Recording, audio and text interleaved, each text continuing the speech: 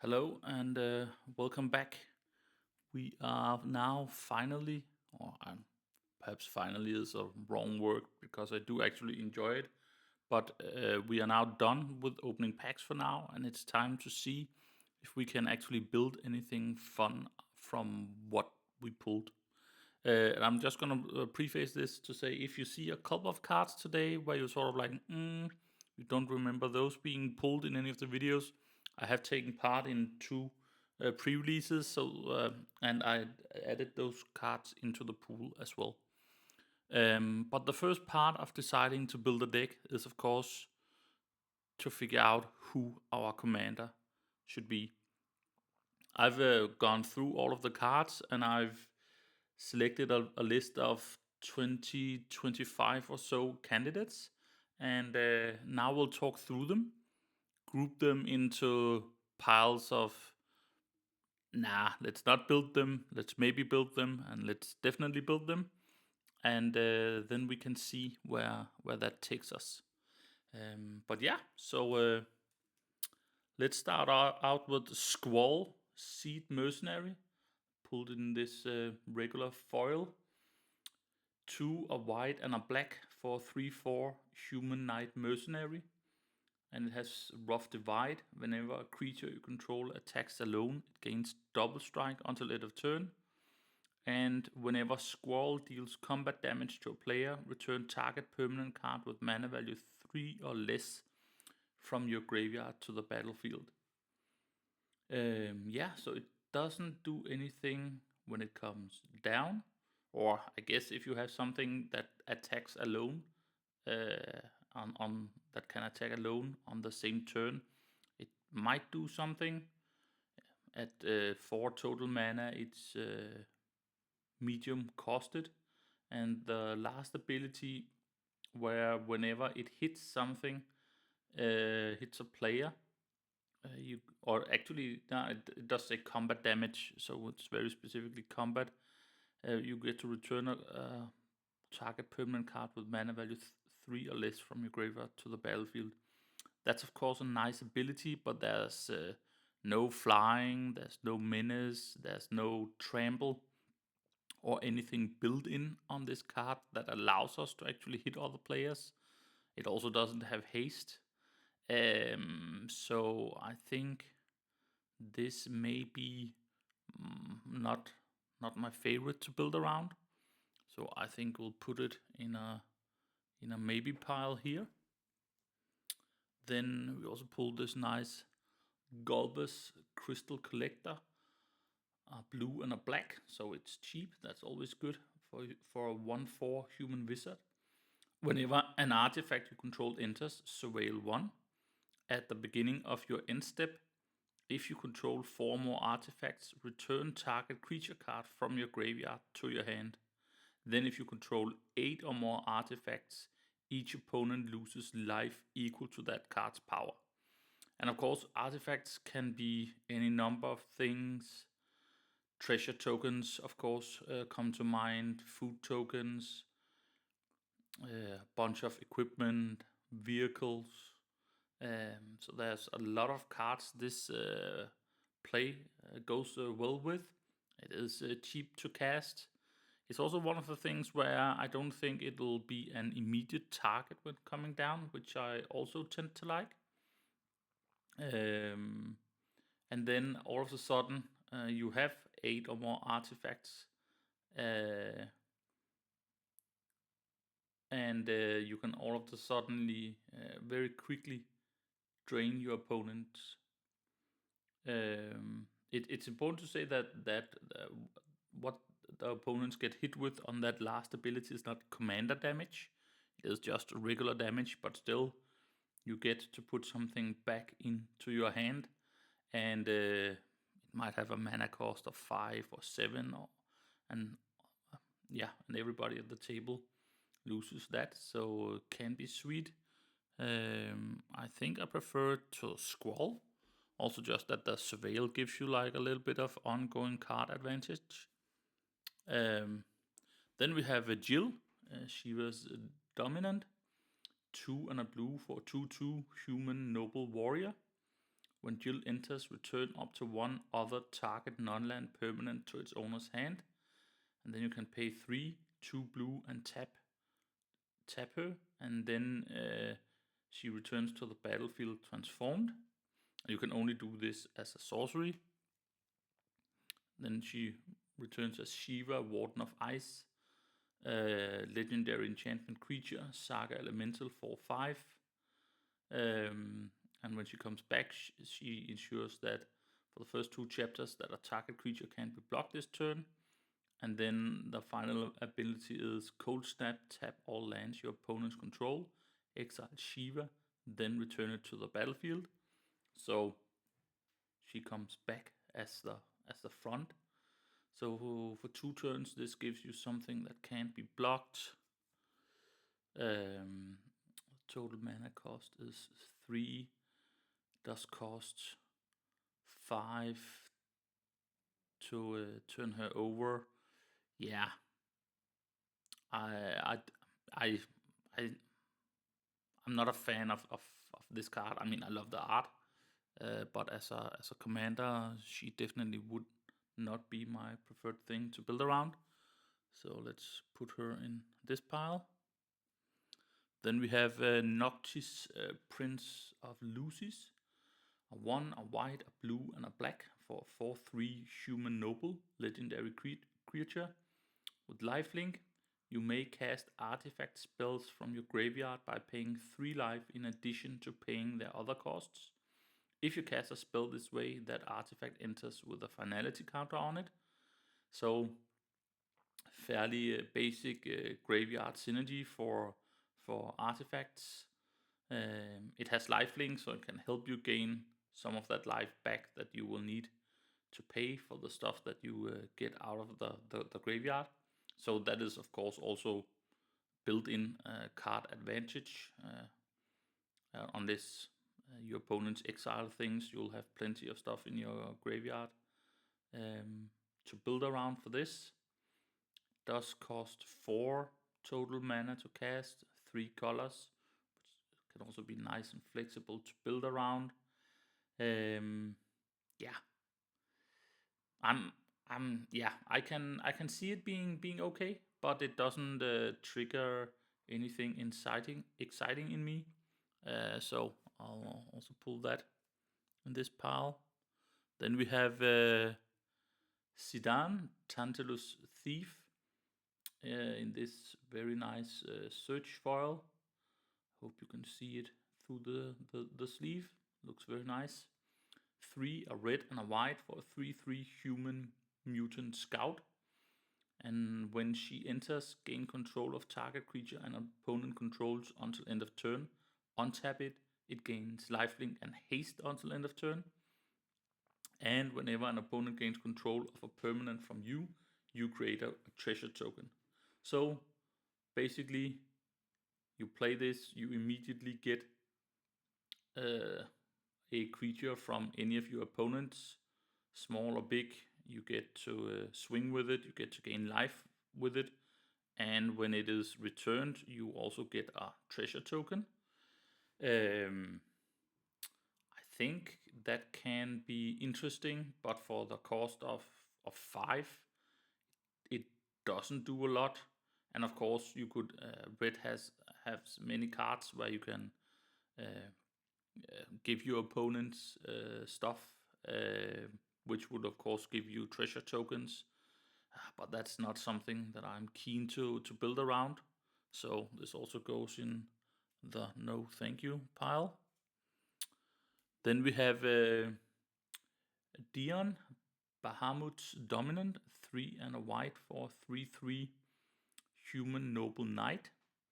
It has Dragonfire Dive. During your turn, Dion and other knights you control have flying. When Dion enters, create a 2/2 white knight creature token. And then you can pay 4, 2 white, and tap it to transform it. And you can only do it as a sorcery. And then it comes back as Bahamut, Warden of Light, 5/5 Saga Dragon with flying. And the first 2 chapters, it puts a 1/1 counter on each other creature you control, and all those creatures gain flying until end of turn. So that's quite powerful, adds a lot of evasion. And then the last ability is you get to destroy target permanent on the chapter 3 and exile Bahamut, then return it to the battlefield. So you get to do it multiple times if you have the mana for it. And it gets returned on the same turn. So yeah, you can actually already the next turn trigger the first ability again if you have the mana for it. So I think this one is super interesting. Of course, it would probably require building a knight specific deck to be most powerful. I like that it does a lot of things, but that the things that it do are actually fairly simple mechanics. It's also not too expensive. So yeah, definitely goes into the maybe pile. Then we have Kuja, Genome Sorcerer, 2 a black and a red for 3/4 human mutant wizard. At the beginning of your end step, create a tapped 0/1 black wizard creature token with, whenever you cast a non-creature spell, this token deals 1 damage to each opponent. Then if you control 4 or more wizards, and remember she is also a wizard, so she comes down, she creates a wizard, that's 1 turn. Then on the next turn she creates 1 more wizard.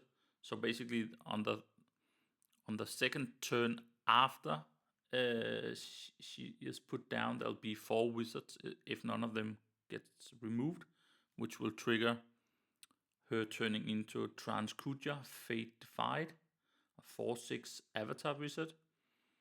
With Flamestar, if a wizard you control would deal damage to a permanent or player, it deals double that damage instead. Do notice that if she gets killed, she won't come back on the front side like some of the other ones we looked at. I actually played this card in one of the pre-releases where it was super strong and super fun, and building around creating a lot of these wizards and then slinging a lot of spells is also a nice simple burn mechanic, and I like the artwork. Yeah, so this definitely also goes into the maybe pile. Then we have Cecil Dark Knight, a 1 black for a 2/3 human knight with Death Touch, and then it has Darkness. Whenever Cecil deals damage, you lose that much life. Then, if your life total is less than or equal to half your starting life total, untap Cecil and transform it. So in Commander, you start with 40 life. So whenever you get to 20 or less life, this will transform at no extra cost, and it will turn into Cecil Redeemed Paladin, 4/4 human knight with lifelink. With Protect, whenever Cecil attacks, other attacking creatures gain indestructible until end of turn. Yeah, so it's an interesting mechanic that if you, or if when Cecil deals damage, you also yourself lose that much life, but then you can maybe gain it back using the backside later and potentially other things you're playing. It's only one black, and it has Death Touch, so it's an excellent blocker as well, and a 2/3 at that. So it's cheap, but also a strange mechanic to build around. Yeah, I'll put it in the no thank you pile. Also, we already have so many beautiful arts over here, so let's pick something more exciting. Then from the Lord of the Rings set booster box, we also pulled Tom Bombadil, 1 of every color for 4/4 God Bard. As long as there are 4 or more lore counters among sagas you control, Tom Bombadil has hexproof and indestructible. And whenever the final ability of a saga you control resolves, reveal cards from the top of your library until you reveal a saga card. Put that card onto the battlefield and the rest on the bottom of your library in a random order. This ability triggers only once each turn. So a lot of we got a lot of sagas from Final Fantasy, but it is a detriment that it is all colors. That is kind of hard to build a mana base around.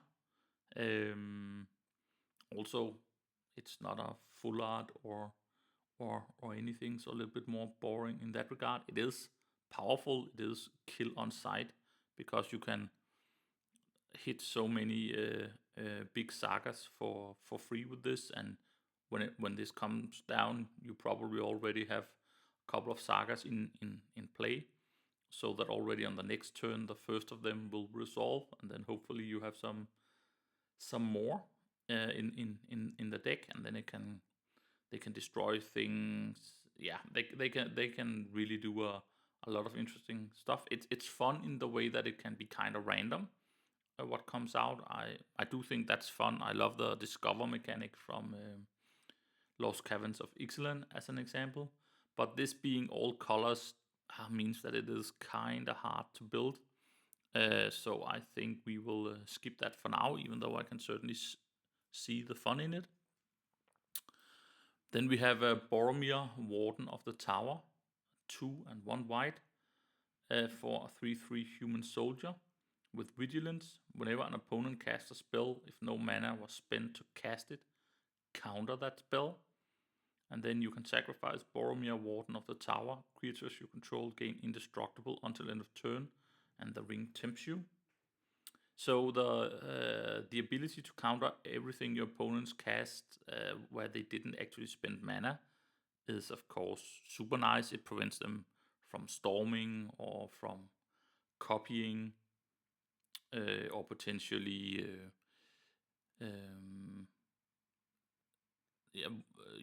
potentially using life to cast things. So that's a nice thing that can stop some decks, and of course the indestructible whenever you need it is also super good.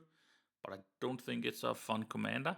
It's a bit too simple for that. So it can be included in a lot of decks, but as a commander, it goes into that pile.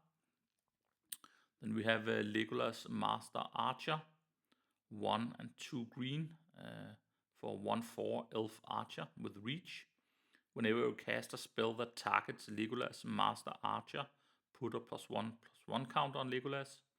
Whenever you cast a spell that targets a creature you don't control, Legolas deals damage equal to its power to up to one target creature. So fun, also fairly simple mechanic. I like the art. I must say, when I first saw, initially some time back, saw the first Lord of the Rings card, I was like super confused because they don't look anything like the characters from the movie, unlike the Jurassic Park cards from Lost Caverns of Ixalan. But they're nice looking. It's a nice, clean, simple mechanic. It's of course an easy mana base if we're going mono green with a lot of ramp. I haven't looked enough at our other cards to see if we have the right kind of support for it, but it's a fun card, I think. So it goes in the maybe pile. Then we have Eowyn Shield Maiden, 2 blue, red, white for a 5/4 human knight with first strike. At the beginning of combat on your turn, if another human entered the battlefield under your control this turn, create 2/2 red human knight creature tokens with trample and haste. Then if you control 6 or more humans, draw a card. So definitely build around getting a lot of tokens and going wide, drawing cards. I do like the mechanic, but also for what it does, I do think it is rather expensive. And probably you can get it to trigger like if you cast this on turn 5, there'll be no other human that entered play under your control that turn, so it will only trigger the turn after. Yeah, it's interesting card, but not my favorite, so goes in the note. Thank you, pal. Then we have this nice search foil Van Street Thief, 2 and a red for a 2/2 human scout. Whenever one or more scouts, pirates, and or rogues you control deal combat damage to a player, exile the top card of that player's library. You may cast it. If you don't, create a treasure token. Whenever you cast a spell you don't own, put a +1/+1 counter on each scout, pirate, and rogue you control. So, I mean, a little bit of a tribal style deck with scouts, pirates, and rogues. You can get some treasure tokens. Whatever you're swinging with needs to actually hit, and I guess if you're actually attacking, yeah, I wonder how that actually works in Commander, because you resolve a combat with each player. So let's say you are attacking all 3 of your opponents with one thing, and all of them hit. Does it then actually trigger 3 times, or does it only trigger once?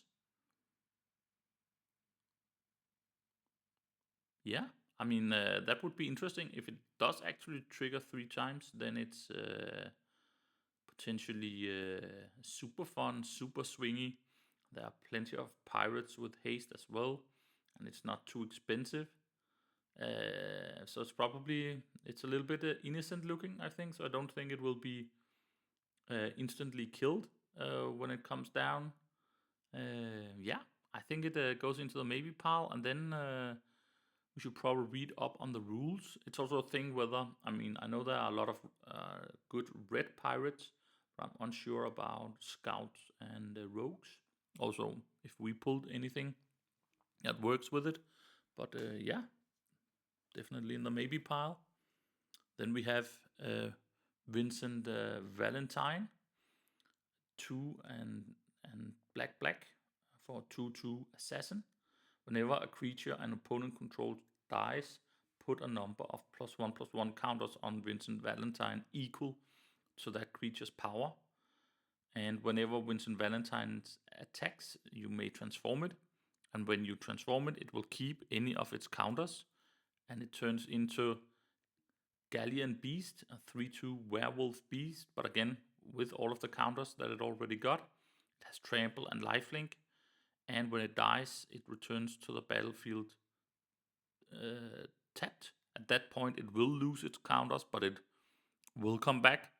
And I mean, this is whenever a creature an opponent controls dies. So it can trigger on any of your opponent turns as well, or if you kill some of it on your turn. And it's for every creature. So also imagine if there's like a board wipe and you manage to protect it. This could, I mean, easily become 12/12, and then when you attack, it will have trample and lifelink if you wanted to. I think this is super fun. It is mono black, which may be a slight challenge to build, but we have also pulled a lot of good black cards. So yeah, also definitely in the maybe pile. Then we have we already had that one actually. Yeah, so we pulled that twice. Then from Doctor Who we have Rose Tyler, 1 and a white for legendary creature, also in search foil, 2/2 human. Rose Tyler gets +1/+1 for each time counter on it. And Bad Wolf, whenever Rose Tyler attacks, put a time counter on it for each suspended card you own and each other permanent you control with a time counter on it. And it's a Doctor's Companion. So, yeah, probably not meant to be a commander, but also we pulled so few cards that does anything with time or suspend. So that's definitely not one we can build. Then we have this nice the Master multiplied 4 and a black and a red for 4/3 Time Lord Rogue with Myriad. And the legend rule doesn't apply to creature tokens you control. Of course, that's important. Otherwise, the Myriad on this one wouldn't work. Myriad, if I remember correctly, is that if you swing at one player, then there will be a token created for each other player that also swings immediately. And I can't remember if they're sacrificed at the end step. I think they might be. But then it had the triggered abilities you control can cause you to sacrifice or exile creature tokens you control. So that also means that this one specifically with Myriad actually won't be sacrificed. And if you have other things with Myriad, when either one of these tokens are in play, that won't happen. So it's interesting. Of course, the legend rule that also applies to other things you're playing that you might want to copy somehow. It is an expensive commander. It's probably killer on side because if it swings once, you will basically have 3 of them, and suddenly the Myriad can just take over. You may already, let's say, if you have like a roaming throne down with that where you choose a rogue, then of course this would trigger doubled. The Myriad would trigger double, so the other 2 opponents would be hit by 2. This is only a 4/3 with no evasion. I think it's fun, but also it's an expensive commander, so you really need to protect it, which can be tough. So I'm putting it in the not for now pile. Then we have Ultima Origin of Oblivion, 5 colorless for 4/4 God with flying. Whenever it attacks, put a blight counter on target land. For as long as that land has a blight counter on it, it loses all land types and abilities and has tap to add a colorless. And whenever you tap a land for colorless, add an additional colorless. So mega ramp if you're doing something where you only care about or mainly care about colorless. And when it attacks, not only when it hits, but when it attacks, you can disable some of your opponent's lands, which is nice. But it is a colorless card, and I simply don't think we have the right cards to support going full on colorless. So that alone disqualifies it. I do like the art though. Then we have Clive Rosfield, which is a reprint of Wild Smasher the Fierce. 1, a black and a red for a 2/3 Goblin Berserker. Whenever you cast your first spell each turn, choose an opponent at random. Clive Rosfield deals damage equal to that spell's mana value to that player or planeswalker that player controls, and it has partner. Super simple mechanic, and your first spell can be anything. So imagine once you have a bit of mana, you cast something that has a mana value of 8, and it's the mana value. It's not how much you spend to cast it. So let's say it had Convoke or Affinity for something, you could cast it cheap, but then it would hit somebody at random for a lot. I kind of like that. Again, super simple. This one may also almost be killer on site, but it's cheap, and I do like the art. So yeah, definitely in this maybe pile. Then we have Choco, Seeker of Paradise, 1 green, a white, and a blue for a 3/5 bird. Whenever 1 or more birds you control attack, look at that many cards from the top of your library. You may put 1 of them into your hand, then put any number of land cards from among them onto the battlefield. tapped, and the rest into your graveyard. So if you have birds, this can like ramp you a ton. It also has landfall. Whenever land you control enters, Choco gets +1/+0 until end of turn. So yeah, super fun card. If you hit a lot of lands, you probably have some of the other Chocobo cards in play, or some of the bird tokens that also have landfall abilities. They can quickly become big.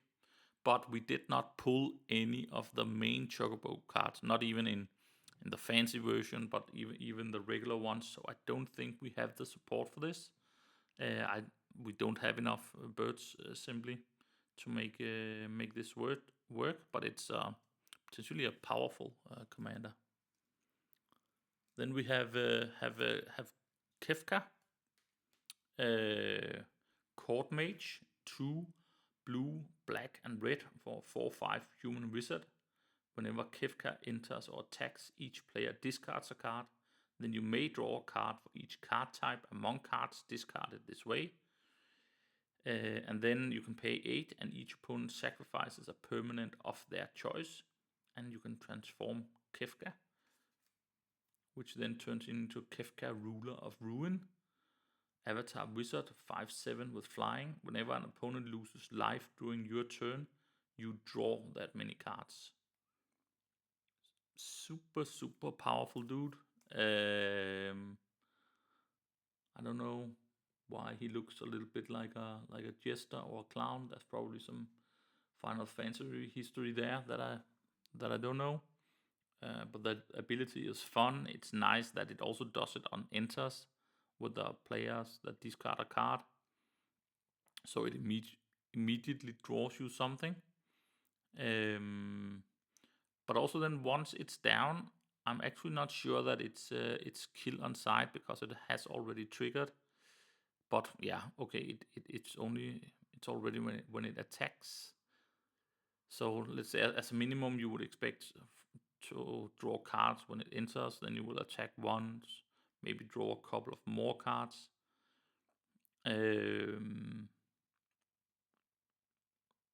Yeah, I think it's interesting. Haven't built anything in that color combination. I will put it in the maybe pile.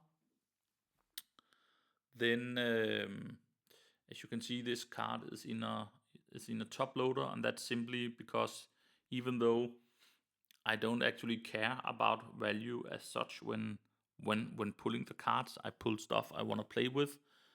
I do scan them to know what they're worth, because if I don't end up using it, then I want to sell it and then get value by getting other cards that I will play with. And when it's in top loader, it means that it's above 10 euros, at least when I scanned it. And so here we have Tidus Yuna's Guardian, a green, a white, and a blue for a 3/3 human warrior.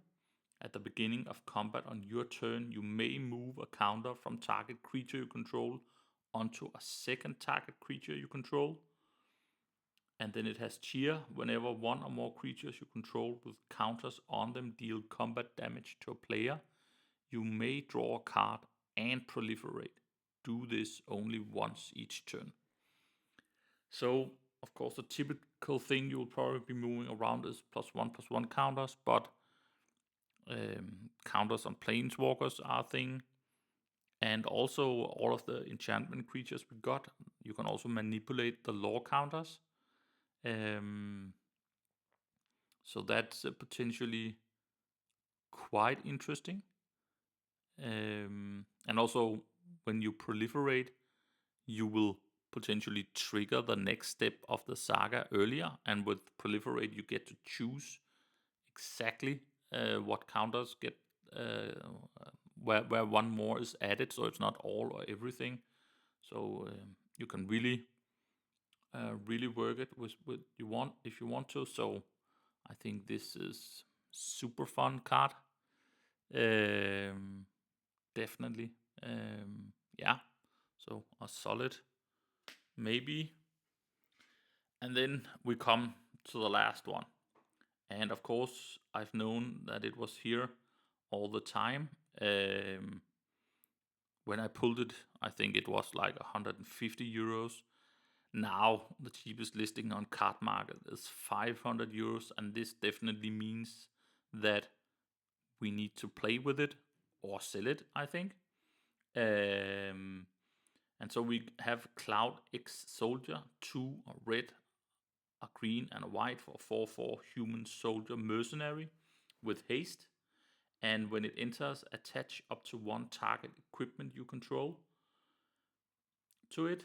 And whenever Cloud attacks, draw a card for each equipped attacking creature you control. Then, if Cloud has power 7 or greater, create 2 treasure tokens. And yeah, there's a lot of equipment in Final Fantasy. We pulled some of it. Some of it has fairly expensive equipped, but it doesn't really matter for Cloud. And I like there's some built-in card draw in it as well, and it has haste, so you can swing with it on the turn it comes down. And again, you get to attach whatever is on the table, on your side at least, for free. And so I think this has to be our commander. If we can't find enough support for it, then we need to sell it. But I think we can. So this will be the one that we try to play or to build our deck around. And that will be in the next video. So thank you for watching this time around. And then the next time we'll go through all of the cards we pulled in red and green and white, and colorless, of course, to see what kind of support we actually have for this. And then hopefully we will manage to build something decent. Thank you for watching, and see you the next time. Bye.